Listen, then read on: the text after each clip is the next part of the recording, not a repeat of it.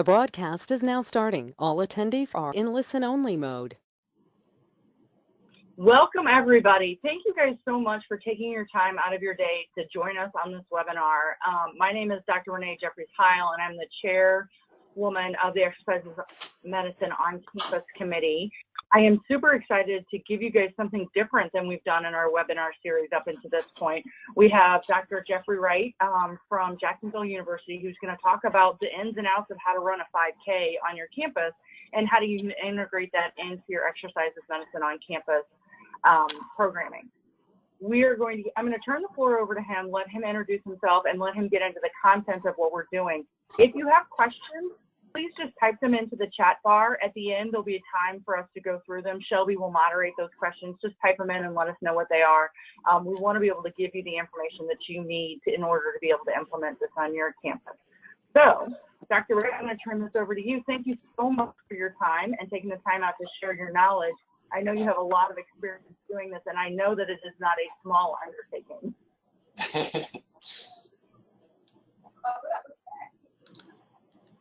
All right, great. Well, welcome everybody. It's a pleasure to be here. So yeah, I'm a professor at Jacksonville University, and Jacksonville has a huge racing community, and I'm pretty tightly involved in all of that from many aspects.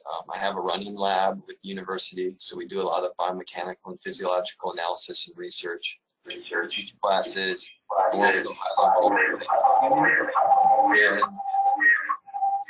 we put on a 5K, an annual 5K at Jacksonville University. So here at Jacksonville, with the timing company that I work with, there's 2 to 3 races every weekend. So it's just a year-round, very intense racing community. So hopefully I can teach you some nice tips about putting on a 5K at your university from an exercises medicine perspective. Okay, so let me give you an overview here. Okay, so what I'm going to do today is just take you through the big topics. What do you really need to know to put on a nice race? And along the way, I'm going to try to share as many details as I can, kind of those smaller tips that can take you from a B race to an A race. An A race is definitely what you want to shoot for. There's a lot of little things that matter that you need to know to take you to that level. But I'm going to focus primarily on these big topics so you don't have any holes in your system and you're working ahead, and it's a very long process.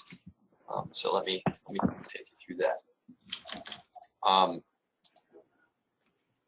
Okay. First of all, real quick, there are definitely some myths about putting on a race. One is that hosting a 5K is relatively easy. It's definitely not. It's very time consuming, very challenging, can be very stressful. So I'll show you all the details of that, and I think you'll come away with an appreciation of that. Second is that there's definitely a lot of people approach me a lot and say, hey, I want to make some money for my school or my church or my program, and I want to, put on a 5K to do that. And it's not necessarily a great money maker.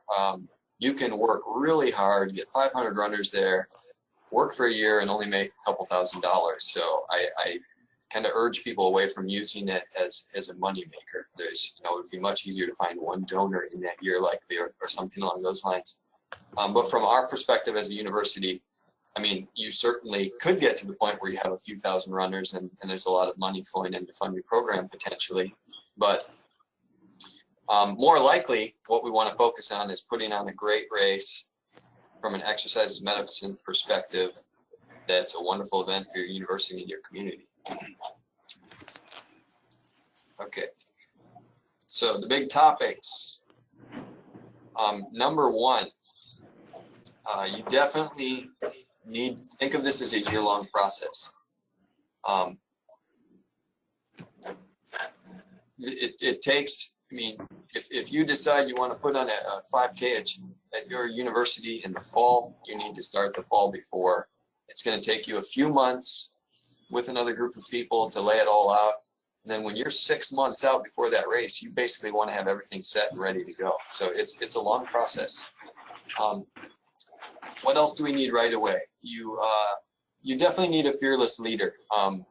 Typically, these races are put on by a committee and a large group, but you need to have that one person that will do whatever it takes, whenever it takes to make it happen, because lots of things come up. So you definitely need a committed director who really believes in it. Two, you definitely want to get your campus on board. If you're doing a 5K at the university, I mean, ideally you're up as high as possible, like at the president's level, and it becomes a university agenda. Everybody's in the loop. Then suddenly you've put yourself in a position where the whole university is helping you on a common agenda, and it's part of their job, and everyone's excited about it, versus you going around the university asking for favors, asking for people to do additional work. That's all in quotes, but you don't want to put yourself in that position. So you definitely want to strive for university support early. Then you definitely want to form a committee. You need a group of people to help with everything. Ideally, it's probably a campus-wide committee. I mean, so it might be your program, your kinesiology program, or some program like that is putting on this race. So you're obviously going to have people from your program highly involved. But you probably want to have the entire university involved at some level. So you might have security, advancement, student life, all these different folks who are going to be working with you on the race anyways. It's good to have them involved early and on your committee. Okay, related to that, you probably want a combination of faculty, staff, and students, and ideally some important folks from your community that can add to your race on the committee if you can do that. And I definitely want to stress, you definitely need running experts involved in your planning and on your committee. Ideally, at least a couple people who are runners, who really know running, who have done a ton of races, who really get it. It's definitely possible to do the majority of the planning without the running experts, but you really need the running experts there so you don't have a hole. I've seen many races do things that shocked a lot of the runners. For something bad happened that wasn't part of the normal running culture. I'm sure you can imagine that. I won't go into all the details, but make sure you have that runner there. Okay, and then for us, when we started the race, we had to meet quite a bit. We met every 2 weeks for a few months, laid it all out. Then we could scale back to like once a month. Now that we've done it 5 years, a few times a year we need to get together, and then it's mostly the director working with individuals. But it takes a lot of work and a lot of time commitment early on. And then when we had meetings, it would be come up with several assignments. Folks would do their assignments, bring them back to the meeting, and we'd use the meetings as deadlines for all of us. And that's just kind of the standard approach. Okay. So another thing I really recommend is having a committee goal or theme. For us, our theme has been everyone who attends the race wants to come back next year, and they had such a good time that they want to bring somebody. So we try to get it to that level. So everything we think about, we can ask that question. And we did that a lot the first year or two. And, for example, something that comes up is, hey, we're paying $5 for a t-shirt. Should we scale back and get this $2 t-shirt that isn't as nice? And then we think, is everyone going to like that choice? How are they going to feel about that? And then we think about it, and 25% of the runners are not going to like that cheap shirt. They're going to be a little upset. They're not going to be able to wear it the next year, etc. So there's many issues like that arise. So it's good to have a little theme that you can all go back to. All right, getting more into logistics, race management options. Okay, now when I talk about race management, I'm talking about designing the course, setting up the course for race day, ordering the t-shirts, doing the award ceremony, planning out all those logistics. You have two big options here. One, your committee can do everything. Two, you can contract out a lot of this or some of this. There are companies out there that time and manage races. So if you do contract the management out to a group, that can be very spendy. That might be somewhere around $3,000. So if you do that, typically you're going to need you're going to need to get some sponsorship money up front so that you can cover that, because that's a lot of money, and that's something to think about early on.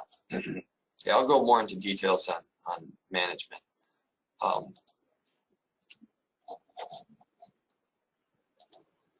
Okay, so management is one big potential expense to consider early on. The other is potentially police officers. Now, here's the big question is, can you host a 5K on your campus, on your secure property? Do you have a secure campus and secure property?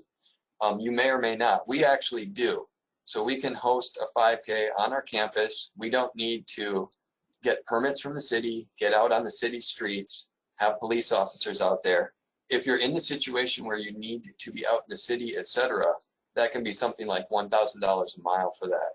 That's just throwing a figure out there. I'm not an expert in that area, but that's something very important to consider early on. Is you know, can you have this in-house 5K, or do you have to work with your city? Okay, and you know, so related to that is sponsorship. So if you know you have big expenses up front like that, you definitely need to get sponsorship before you take on the race, unless you have some sort of internal money. But typically, groups will, if you're in that type of a situation, you'll need to get $5,000 sponsorship before you begin. So that would kind of be step one. And I'll talk more about sponsorship later. But if you're seeking sponsorship for your race as a university, that could be something your committee does, or it could be something that advancement or professionals or staff on your campus do.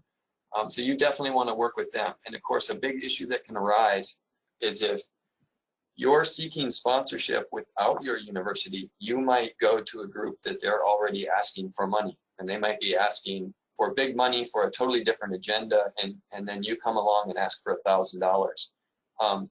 So everyone needs to be on the same page, and typically, from my experience, is the university as a whole sees the race as a great opportunity to have conversations with people for sponsorship and funding donation type opportunities. And it's a great way to raise awareness of the university in many aspects. So I think the bottom line is just get on the same page with everybody at your university. Okay, another thing to think about is if you're seeking sponsorship, there's many ways to provide benefits for them. And you know, there's stuff like putting them on the shirt and featuring them on advertisements and whatnot. But it can also be really cool if you use it as like a wellness program and that company participates in the race. So maybe you give them 20 race entries for donating $1,000. Then you can frame that as like a $600 value, and their workers are training for this race for 6 to 8 weeks and getting healthy, and a lot of times that's seen as a win-win. So there's a lot of ways to be creative with sponsorship. Okay, some more logistics with the budget. Okay, so one challenge with the race that you need to think about early on is, you know, you have this race, the money doesn't come in till the race is done at the very end. So you need to buy everything up front. So then the big question is, how will you make payments? Where is your account going to be housed? Who's going to make those payments? So that's typically another area where you work with the university. And originally we worked with the homecoming folks, and we had a homecoming account that we made all payments out of, and they managed that budget. As our race became larger, we brought the budget over to our kinesiology program, and we set up an account there. And we put funds in there temporarily so we can make payments, and then they get reimbursed, and you have to be a little creative with how you work that. But again, a big question is, worst case scenario, what if you lose money from your race? What if bad weather rolls in and nobody signs up the last week, and you bought too many shirts and bought too much medals and etc., and you lose $1,000 or $2,000? You know, those are discussions you want to have early on to make sure everybody's comfortable with that situation. Typically that won't happen if you do a good job, but it's definitely something to be aware of. Okay, race timing. If you're going to take on a 5K, I would strongly recommend, definitely, is to get it professionally timed. And I'm assuming almost all of you are going to have an organization that could time the race for you. So you can see the runner in this picture, you know, is wearing a bib. We have the mats down by the start finish line. This is professionally timed. This runner is going to come back and immediately going to be able to get on their phone and look themselves up, see their splits, look at their times. After the race is done, we can pull up our phone and bring up all the results and announce the winners and all the age group winners.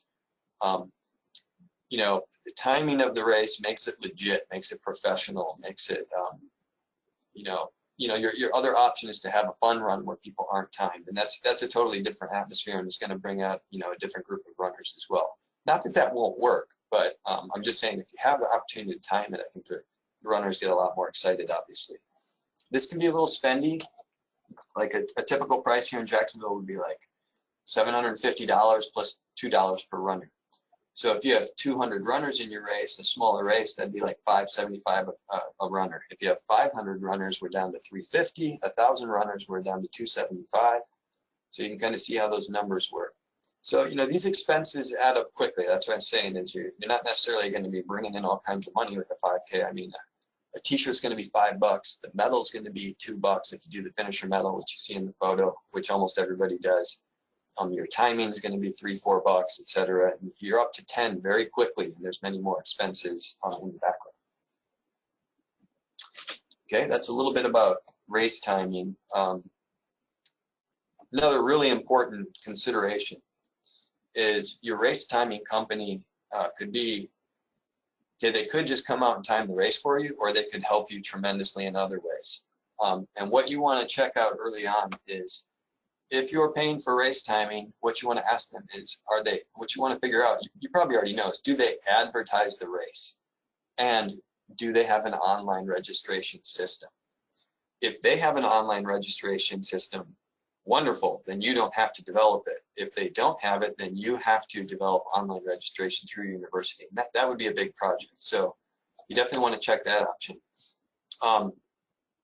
Also, with the advertising of the race, for example, the race timing company we work with has, you know, the big bad race calendar that every single runner in Northeast Florida goes to and looks at all the time to see what races are being offered.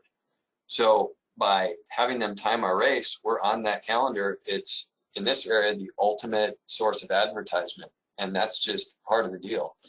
I see a lot of times in different towns and whatnot is folks will go with a race timing company that doesn't have that calendar, doesn't have that quote free advertising, and you know they'll do their race for $200 cheaper to get it timed, but then they miss out on all that advertisement. So you definitely want to be in the loop on all that. That's really important.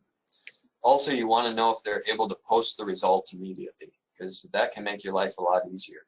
Like I said, if they're technologically advanced and you can immediately look up the results at the race, everybody's going to be really excited about that, and it makes your job a lot easier after the race. Okay, running cohorts. This is equally important. Okay, so what I always tell groups who are looking to start up a race, another thing to consider right away is, I really think you want to know that you have a cohort, you have 200 runners who are going to participate in this race with minimal advertisement. So for a lot of you, you have a university, you're going to have students as a cohort, or maybe your program is a cohort, and you just know you're going to get at least a couple hundred of them. They're all going to know about the race. It's going to be part of the culture. They're involved, etc. And you know, this is like what schools will do.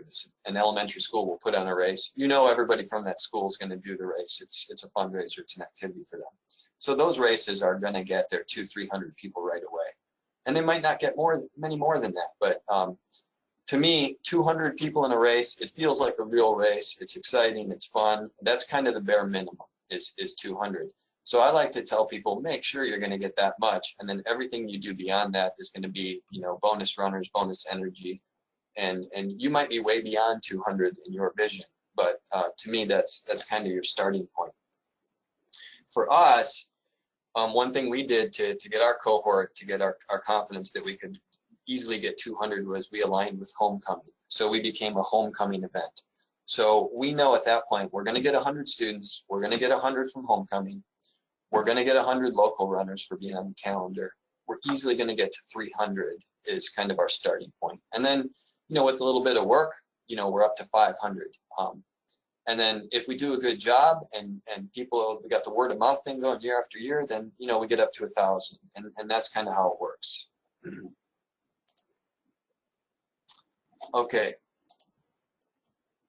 Advertisement. I've talked a bit about advertising, but again, I think the biggest thing is you want that major advertisement. Ideally, it's through like your race timing company, and that does 80% of the work for you. It's just being on that calendar if you have something like that in your town. Hopefully you do. Then everyone in your region knows about your race. Then at that point, you're not all stressed out about advertisement. And at that point, any advertisement you're doing is bonus advertising that's going to be bringing in, you know, the extra folks. But you being with a university as well, what you want to check out early on is, can you easily advertise to your students, your faculty, staff through the university? Do you have the means to do that? Do you have the support to do that? How will that happen? Will every student on your campus know about the race? Will it be common knowledge and common culture?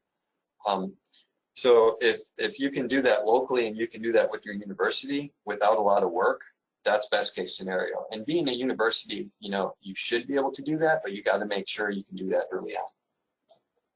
Here's a picture like of our race calendar. You see, you click through the months and you see all the races that come up locally, and you know, that's what I'm talking about there. Okay. Online registration. Okay, so this day and age, everybody signs up for races online. You probably know that.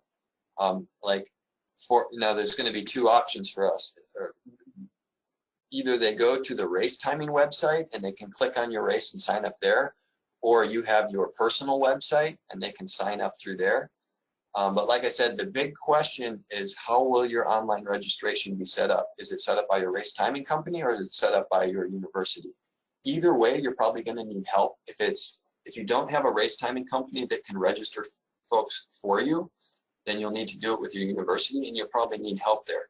Your university obviously has folks sign up for other events, so they probably have the means to do it, but that would probably be a pretty big project. So that's why I'm saying you need to start a year out and make sure that that can be done, and that you have the staff to help you, and you have the software to do that, etc. So typically, we want to be on the race calendar, and we want everybody to know about our race probably close to a year out, maybe like 9 months, somewhere around there. We don't necessarily have to be live. We typically want to go live with registration around 4 or 5 months out. People can click on our race, then all the registration info comes up. But at least if you're on the calendar, they see the date and they can kind of plan out. They probably know about your race already a little if you've done it before. But you want to be live, I'd say 4 months out for sure. And then what's interesting about it is most of your registrations occur in the last month, typically. I'll show you a little data on that from our race.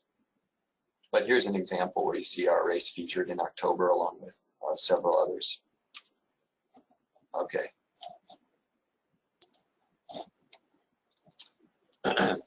All right, so here's some data actually from our race last year.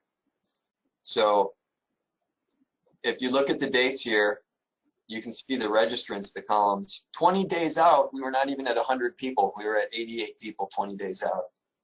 And then we get to a week out, we're at like 269.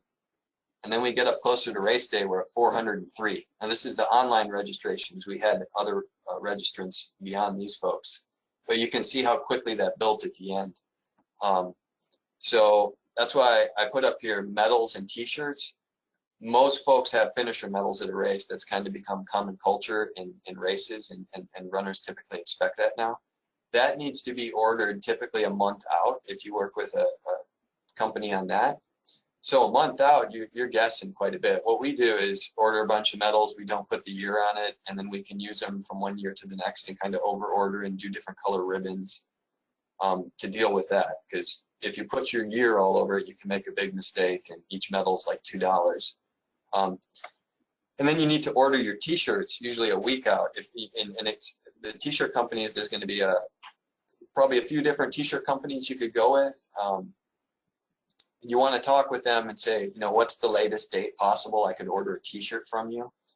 The t-shirt becomes a pretty big deal. You can get a really nice one, or like I said, you can go with a cheaper one. A really nice one would be $5, $6, but it can be a great way where the runners really appreciate it and they wear it all the time, and suddenly your race is all over the place. So that's a big decision for your committee, but typically you need to order that about a week out. So again, you're kind of gambling. And I've definitely had some interesting experiences with that. Again, like where horrible weather comes in, you've ordered everything before the horrible weather comes in, you have 100 extra t-shirts. That stuff does happen.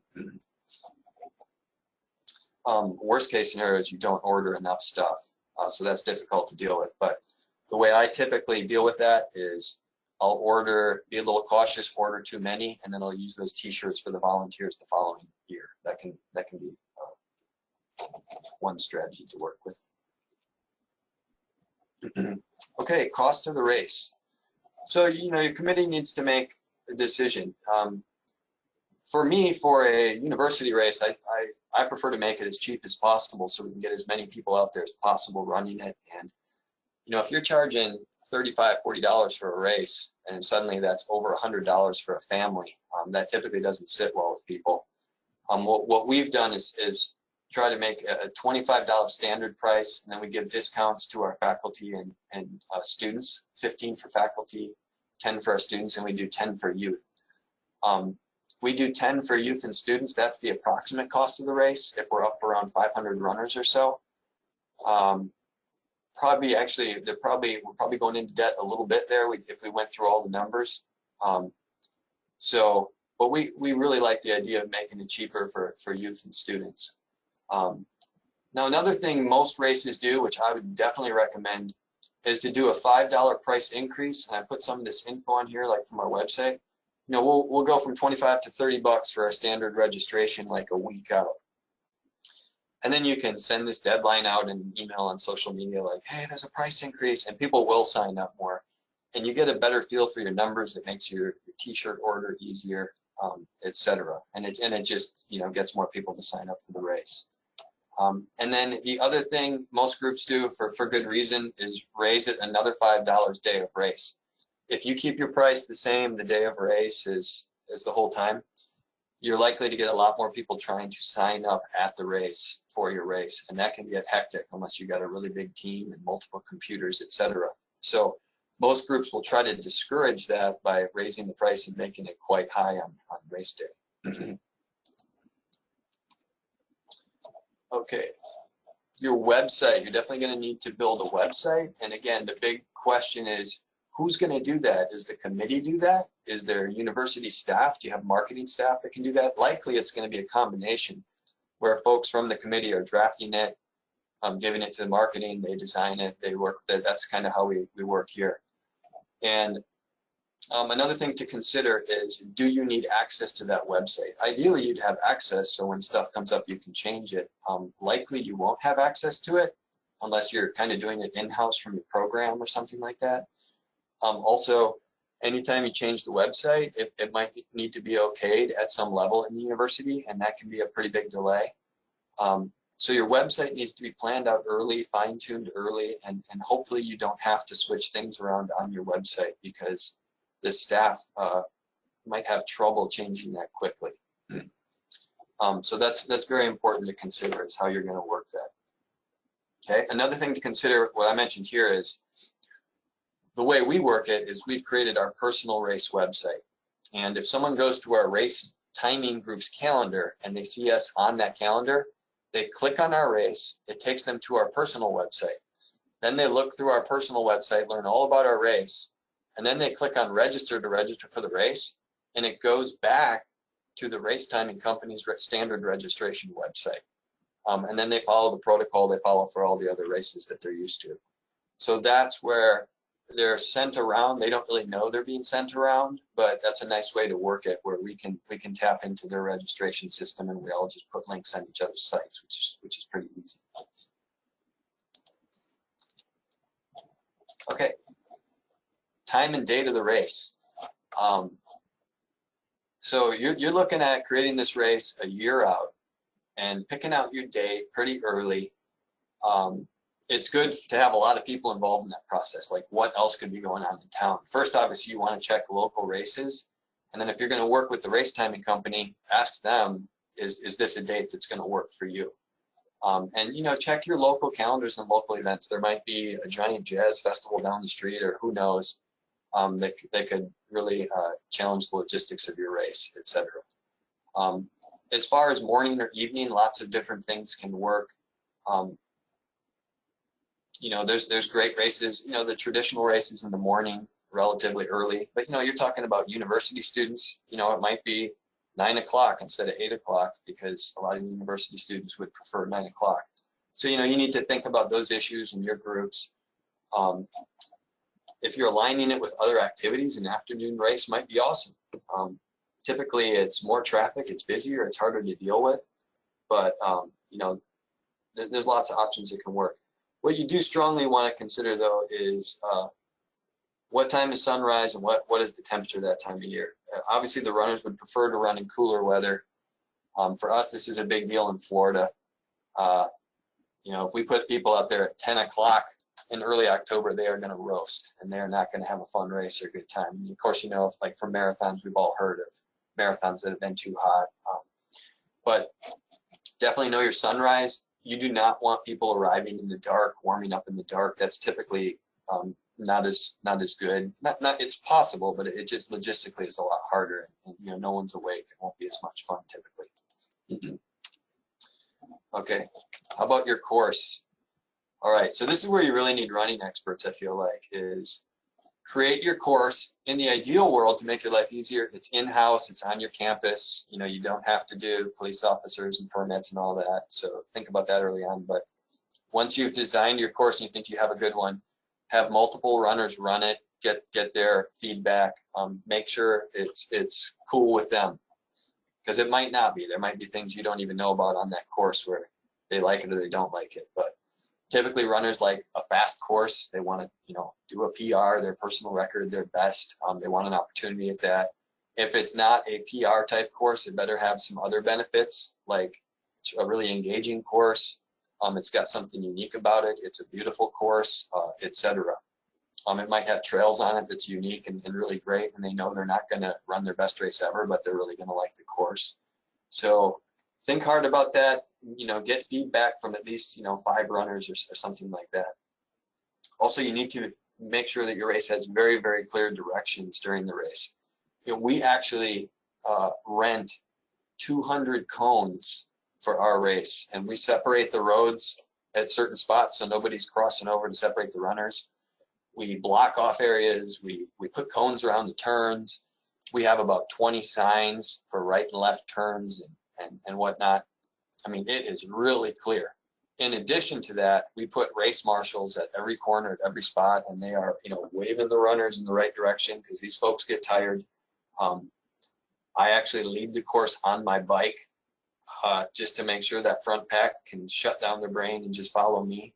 So, you know, you want to help them out however you can with that course. In addition to your course, you absolutely want no cars on the course during race time, and that can be a real challenge for a university campus. So working with security there is key. Is can you somehow work with security? If this is a university agenda, you can probably work with security and get your course shut down completely. But that's a big challenge you want to take on early on and check out right away. Other things which you probably know is you need a water station out there. Typically at a 5K, 1 is sufficient. A lot of times you'll even see 2, especially if you have like a lot of walkers or people who are not, you know, completely fit and maybe the weather's warm. You know, having 2 water stations out there can be good. Okay. Here's a map. We post a map of our course so all the local runners can see it, know exactly what they're up against. They really like that. We make it clear that we officially measure 5,000 meters. It's an exact course. They really appreciate that. This is a picture of me leading the lead pack. I'm on my bike trying to take a video of them, which is pretty challenging. But you can see I'm leading that lead pack, and they really appreciate that. And everybody knows where to go then because the runner's right behind them. Okay, a little bit on safety. Ideally, you have an ambulance there. For us, you know, we're part of homecoming. There's a football game going on. There's an ambulance on campus all day, so we've been able to take advantage of that. But you know, that's your ideal scenario. And I would talk with your race timing company about options for that, and talk to your university because they have an ambulance on campus all the time. Okay, another thing we'll do is we'll have like nursing students out there, certified first aid out on the course. We'll have 2 or 3 groups of students out there at different spots. We have race marshals all throughout the course. This would be volunteer students from classes. It would be like a class assignment. We'll have, 30, 40, 50 students out on the course. And this is a very important job. And I tell them your number 1 job is just to be there in case something does happen, like, or someone gets sick or they collapse or something bad happens. You're that first line of defense, so we can make an emergency call. And we give them, a handout with numbers and a protocol of what to do if they see something like that. But then I tell them, the main job for the student volunteering besides that is just cheering for the runners and creating a great atmosphere. If you have race marshals out there, making your course secure, keeping the cars off if someone does try to sneak on, you have them out there in packs so they feel comfortable doing that. If they're cheering the runners on, you've created a unique race, a great atmosphere where the runners feel supported the whole time. And like I said, having campus security on board is the key though to that, getting there. Okay, food and water. You need water at your water stations. And you need, small cups out there, garbage cans. Most of you probably know all about that. But with water, you can order your water late in the game and know your numbers. But I'll typically work with the try to work with the university. Order too much water. Like if you have 500 runners, get 1,000 waters just to make sure you don't want to be that race that runs out of water. It's got to be right at the finish line. And then you expect excess water and the university has a plan to use it for something else. That's the best case scenario. As far as food goes, again, the just traditional approach would be like water and bananas. You see that a lot. If you can go beyond bananas, runners really love that. Like we've been able, we have actually, you see this Aramark sign in the background, that's our food service. They sponsor our race.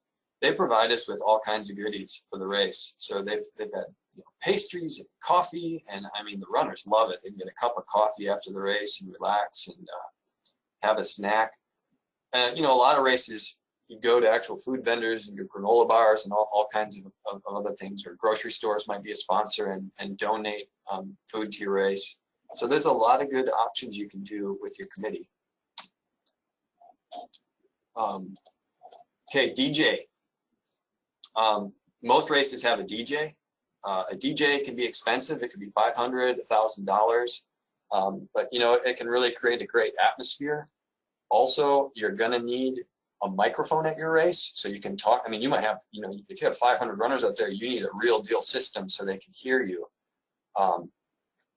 So either the DJ supplies that system or your university supplies that system. So that's something you need to figure out early on. And again, when you're shopping around for a DJ or talking with your university, you want to get those logistics down and you want to test that, have backup plans, etc. You got to have rain plans, etc. But the DJ can just take care of the music, and then if they have amazing sound systems where you can just walk around with a wireless mic and talk to the runners, that's best case scenario. Okay, race awards. So most of you are probably aware that the typical protocol is to give age group awards.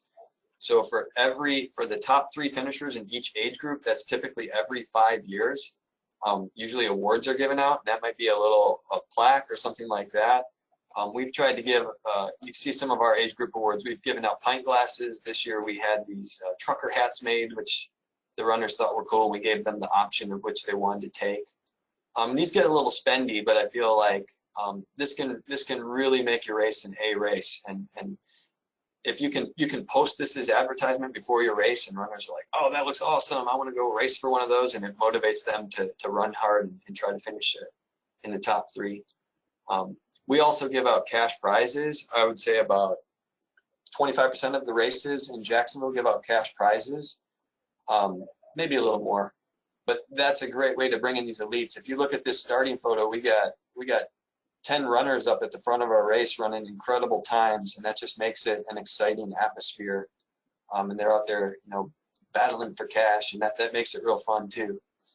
And then the finisher medal. The first year we didn't do a finisher medal, and we got a lot of pushback from that. So we started doing the finisher medal like most races do. But a lot of people love to race, get their finisher medal, and they have a collection, and that's typically very important to the people who aren't fast enough to get in the age group. They love the finisher medals. Okay, post-race celebration. Your award ceremony, you want to time that right. You can usually plan that out about 45 minutes after the race finishes. You do your award ceremony, but you really want to be quick and organized, and again, have people who know the running culture well. You want to, as you see in these photos, you want to have clear spots for first, second, and third place to stand, so you don't need to keep directing people and have it go slow. They come up, they get on their box, you take pictures, they're out of there. And you can, if you're well organized, you can do that in a quick manner and get through this in 10, 15 minutes. If you start it too late or you drag it out, you know, people will get a little frustrated.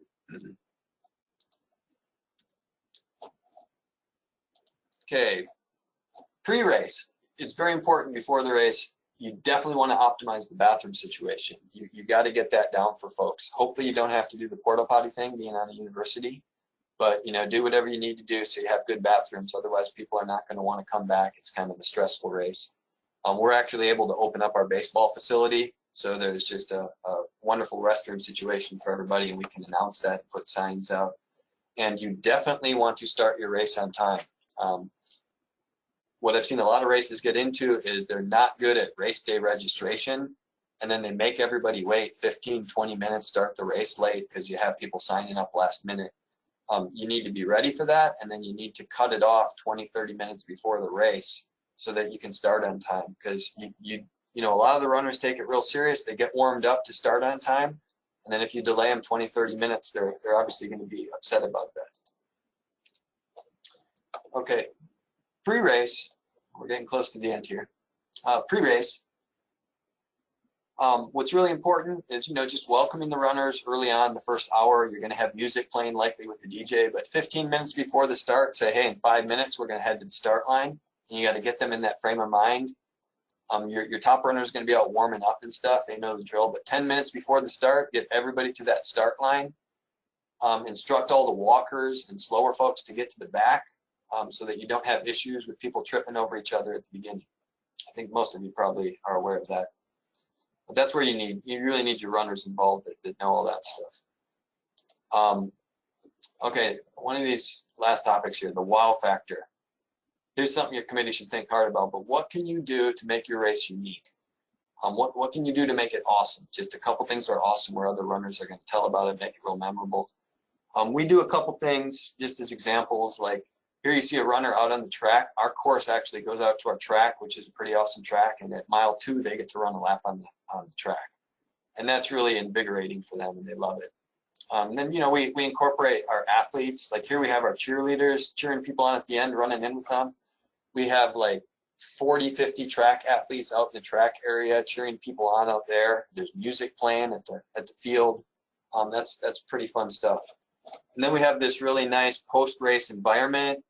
This beautiful river house building. We got the St. John's River in the background. Music playing, coffee's being served. So we've really taken the post-race serious as part of our niche. But you know, think about what you can do. And bad weather. Okay, you absolutely have to be ready for rain. I think most of you are probably aware that the race culture is, hey, we go rain or shine. It's canceled for lightning. Those are tough calls. That's stressful for everyone. But typically you can't switch a race because, especially if you're out on the city streets working with police officers, there's other events at the university. Usually you don't have the ability to delay or do it on a different day. So just make sure that that's really clear on your website and or the race timing company's website. And you know, some runners don't understand that you have to buy all this stuff up front. So you're spending all this money regardless of the race going or not. You know, a lot of runners understand that, but all right. I think I will stop there and take questions at this point. I have other details up here. I could have walked you through, but most of them I think you can read and probably get the gist of it.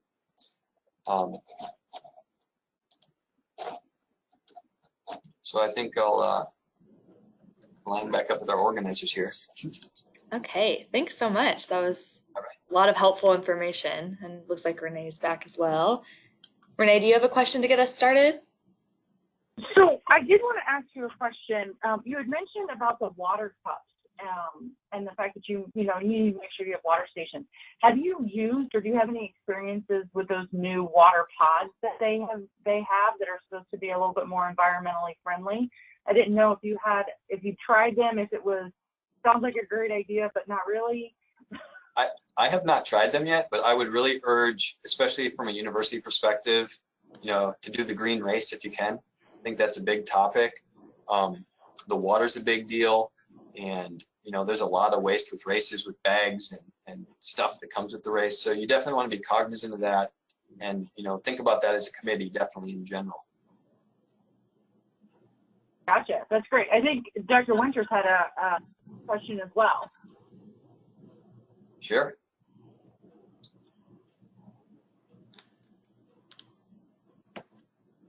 So thank you, Dr. Wight, for a very informative webinar. Yes, my question is, what if you are at a smaller institution or you don't have the resources to put together a professional race like you have illustrated for us? What do you think would be maybe the most important aspects if you can't put on a professional race? What do you think are the most important things if you put on a smaller type race? Because we might have individuals who are at smaller institutions or who just don't have the resources to be able to put on a professional race.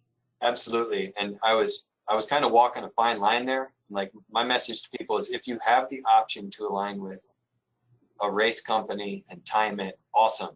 If you don't, I don't want to say, quote, fun runs are bad. But you'll have to do it without official timing, likely, and without an official company. But obviously you could put on great races, and the thing I see a lot too is, like, some towns will just do like a weekly race that's a fun run, like out at the beach or wherever. Once a month there's a even semi-casual race. Like that stuff can go a long way. So anything you can do is great. I'm just urging people to do your homework and see what resources you have in your area. And a great starting point is to go to top runners in your community and get their insights as a starting point about topics like that. Yeah, and I think that was wonderful, because you put a lot of work into this in Jacksonville, and you were very fortunate that you made that connection with First Place Sports. So thank you very much. Sure. So I do know that the race that you run, the homecoming race, is part of your overall Exercises Medicine on Campus program. And I know that you guys had talked several times about the fact that you bring students in to not only run the race, but also to help work the race and act as race marshals and stuff like that. Is there any other way that you're integrating that with your other EIM on Campus programming that you have going on? Because I know you guys have a lot. Yeah. Well, I would say the two big events I've personally worked on is we do a weekly track event every Wednesday morning. It's real early on our track. So as part of Exercises Medicine, I went to the university and said, can we turn the lights on for these groups and open our bathrooms for them? And they come out early before athletics get started, or even at the same time. Usually the football team will come out there. And it's really cool because suddenly we have the community racing, doing weekly workouts on our track. And then that's really, it's the race and weekly events like that in our running lab. And suddenly we can become a running hub in town, which was kind of our goal. So I would say, from a student perspective, the best thing to do with your university is you can get really motivated students that will start up training programs and whatnot and be really inspired. But if you can align your race or your activities with a class, then you're going to get that turnout. And that's really, I think, the direction we've gone from the volunteer basis to integrating our events into our programming, into our courses, so that all students are exposed to it. Because typically when they're exposed to it, they love it. But if you leave it up to them, maybe 25, 50% of them will show up. And that's not a negative statement. That's just kind of reality.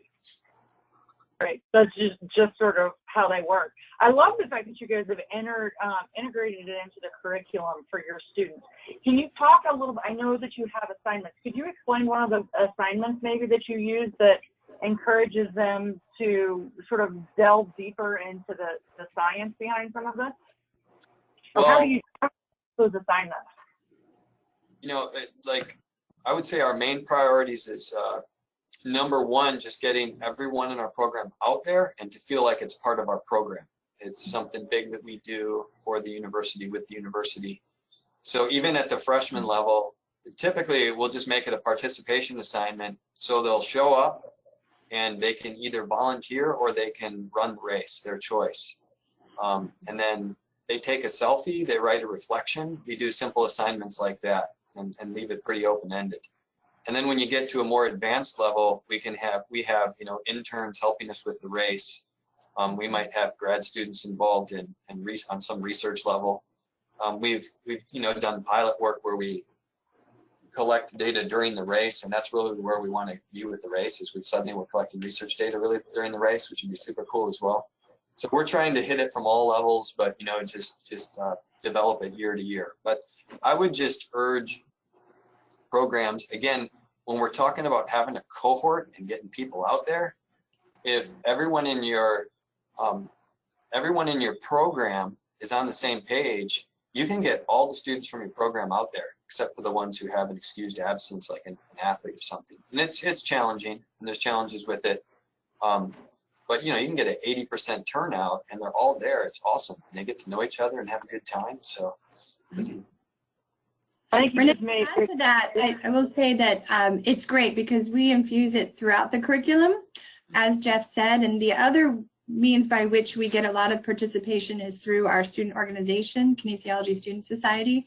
So either through their volunteer efforts or again through class assignment. So Jeff's been great at doing that for years to give students opportunities.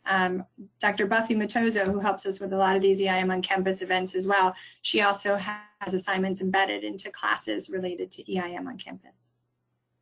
It also seems like those are some creative ways if you don't have the infrastructure yet to run your own race, ways to integrate existing races into the curriculum, right? So that you can start to get the students engaged as you're thinking down that path as you start to build the infrastructure. Because you've been doing this race now for how many years? I think you mentioned it at the beginning of your talk. We've done it for 5 years within our program. Okay.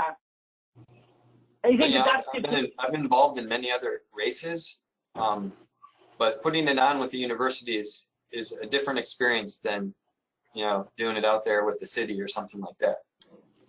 But right. You know, the big thing for races, so big challenges I mentioned, like getting sponsorship is a big challenge, potentially, but finding volunteers can be a really big challenge. And if you can have your students be the volunteers through coursework and it becomes experiential learning for them, that's great for everybody.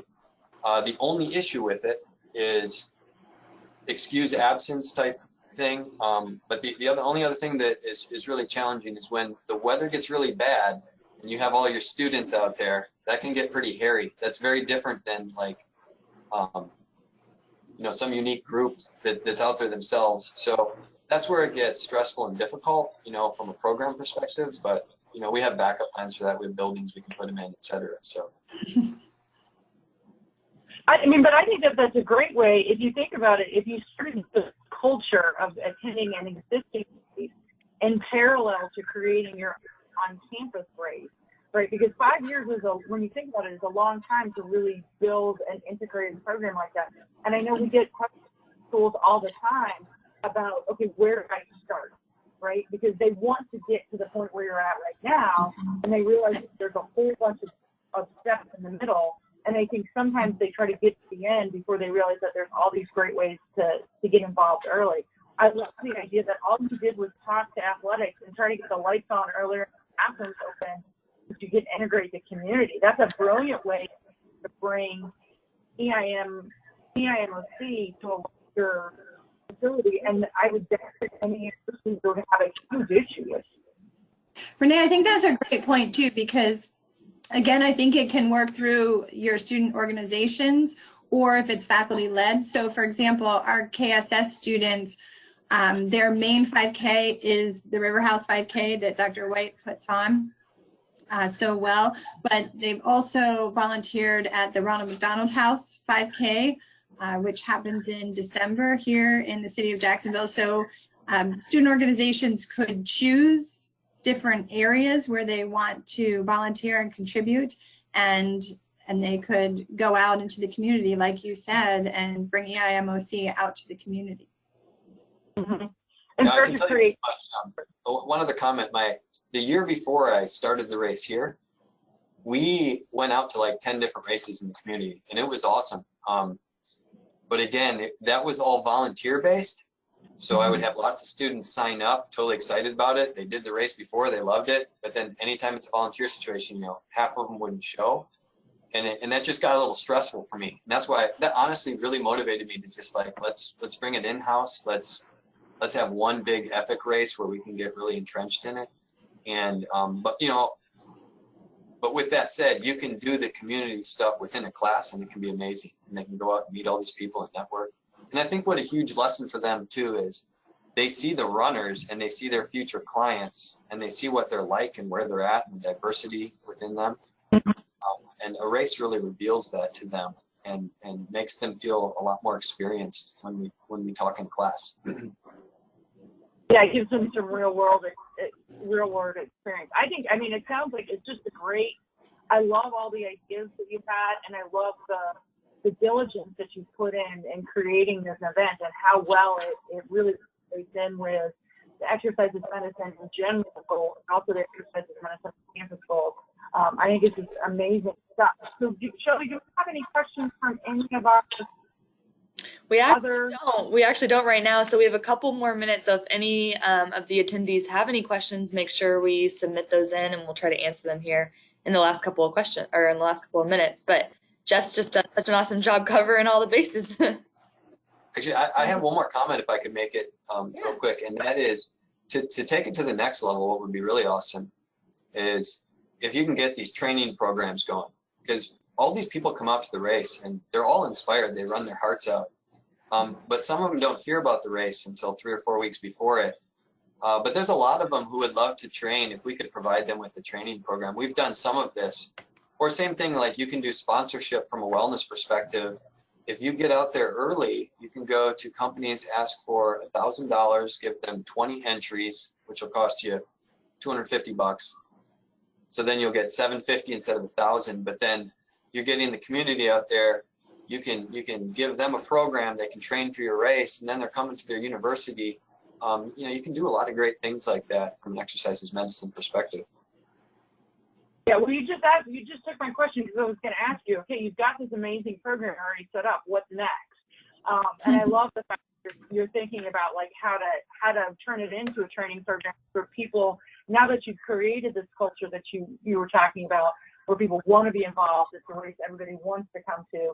Now you can start to bring in those people that need a little bit more training, and then provide additional opportunities for the students to get exposure and working with the people that will ultimately be clients when they graduate.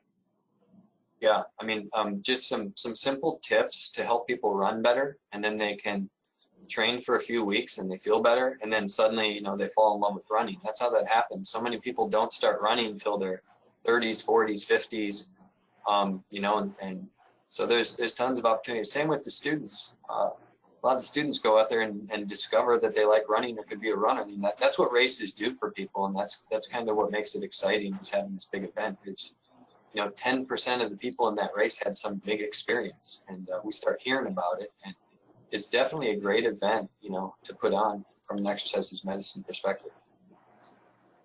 Yeah. Well, I want to say thank you so much for what it was a really jam-packed webinar. You did cover everything that people needed to think about. That's right. Maybe a little fast, but. No, you did an amazing job. I was like, oh my God, I didn't even think about that. Oh, I didn't think about that one either. So no, you did a great job of covering all of that. So I will want to say thank you, Jeff, for your time, for making the time to share this with us. If you have questions, please email Shelby or myself, and we're happy to put you in touch with people and get anybody any additional information that they have. I do want to remind everybody that you will be getting an email on the next webinar. Our next webinar will be January 13th at noon, where we will be discussing our recognition and registration process. We're tightening it up, taking the feedback from last year. It'll be very similar, but we're trying to make it a little bit better and make sure we give people an opportunity to ask questions as they go through the recognition and registration process. So thank you guys so much, everyone, for your time. We really appreciate you being here, and we will see everyone else on the next Exercises Medicine on Campus webinar. Bye. All right, great. Good luck, everybody. Thanks.